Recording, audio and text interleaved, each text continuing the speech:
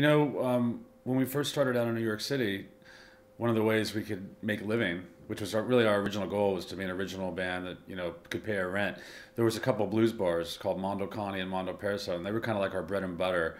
So we basically, to get a gig there, we just wrote all these original blues tunes and kind of faked our way in, and so we ended up with this whole repertoire of blues songs. And as we would there was a few of them that we would play a little bit along the way, but they weren't like a staple in our shows, but there were certainly there's a lot of tapers around. There were a lot of these songs floating around, so they kind of came back. And it's been great because it's really kind of the heart of the band, what we're about. We really are based in the blues. All our music has that strong influence in it, so it's been great for us to kind of go all the way back to our roots and re-record these songs along with a couple new ones. And it really just sounds really fresh.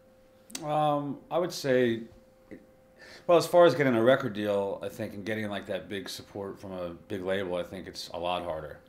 And but whenever people ask me that question, I always just tell them I think the one thing that really totally remains the same is that, like, for any band, is to go out and play gigs, because that's really going to be your bread and butter. Oh, I got a good answer to that. Go for it. Staying together. That's exactly what I was going to say. That's exactly what I was going to say. But the thing is, though, that now that we broke up for a while, we sort of, Aaron and I are like the two guys who sort of, never broke up, and there were different permutations of the band. Aaron and I always sort of stuck together. And then we put the original band back together, and thank God we did, because there's just this wonderful musical chemistry. And so now the band's been together for like 25 years, and we're all still, in